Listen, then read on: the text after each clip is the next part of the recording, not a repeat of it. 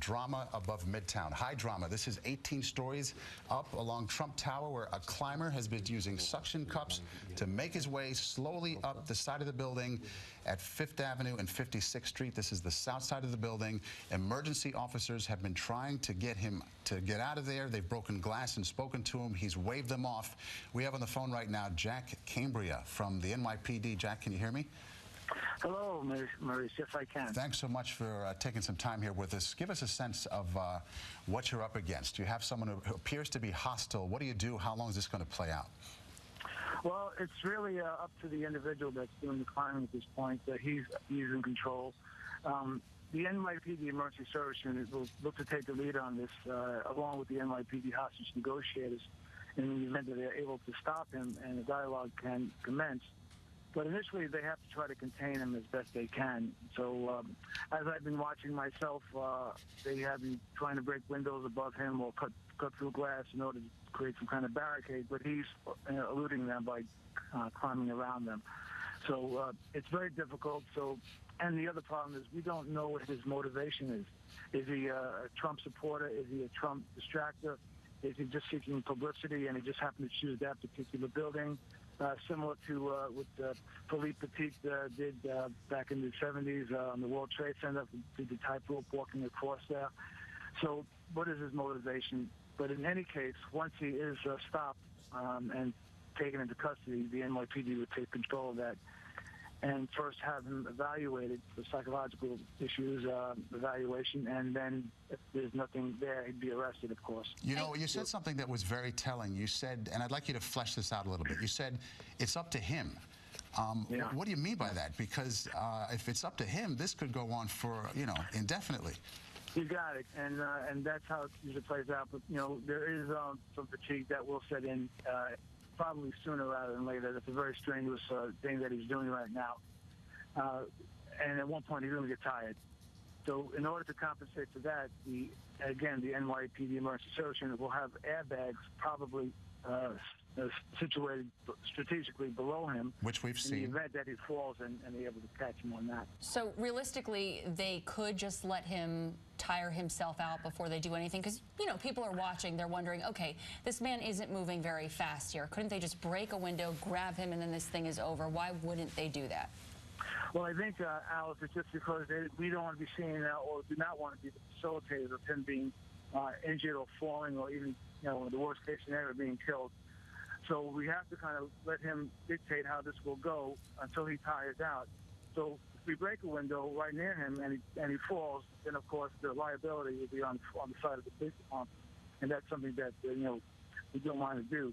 So we have to just try to contain him as best we can until the point where he decides that okay, I had enough, I made my point.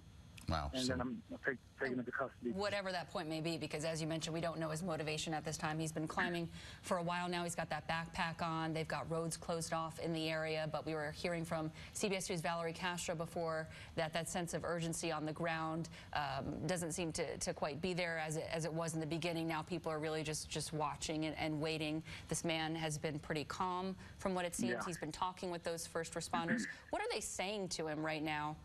As he's going up there, what are the sorts of words, they would say?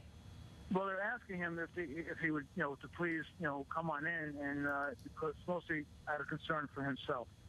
He seems to know what he's doing. He seems to be a professional. It seems that he has done this before, at least practiced this before, someplace, somewhere. So he seems to have a good grip on what he's doing, both literally and figuratively. But those kind of things that try to convince him to change his motivation from what he wants to play out to what we on the side of law enforcement want to play out. Again, it's about public safety. But and the other side, not even if he'll be injured as well if he falls, but he may land on somebody or people, and they'd be very seriously injured as well.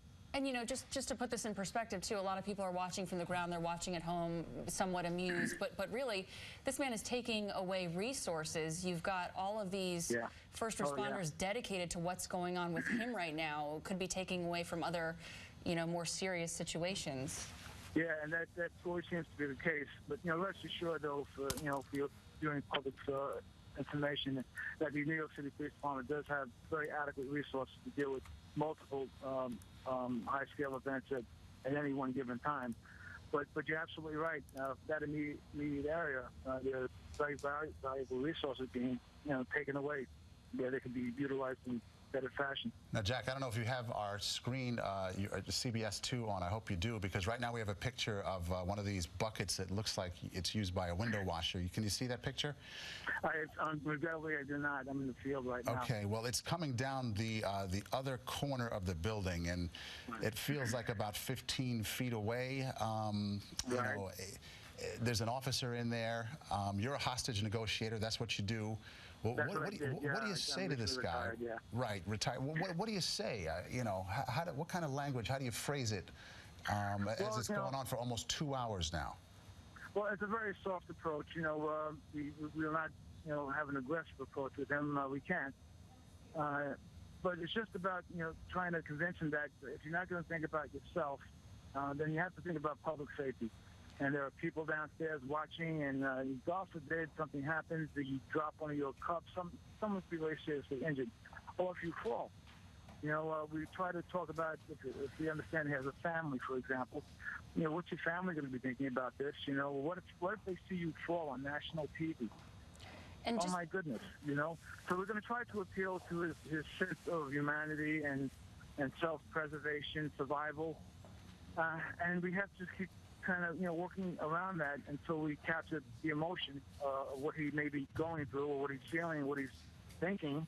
And then once we get an indication of that, then we can kind of delve into that much deeper.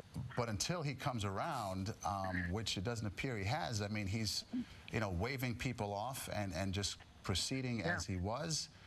What do you do then? I mean, like you said, it looks like they're going to wait for him to tire himself out. Yeah, and just contain him as best you can. So what I would know that it would probably look to do is just get get vantage points from several different vantage points. So kind of like boxing him in like in a chess game, if you will, and just so he has nowhere else to go.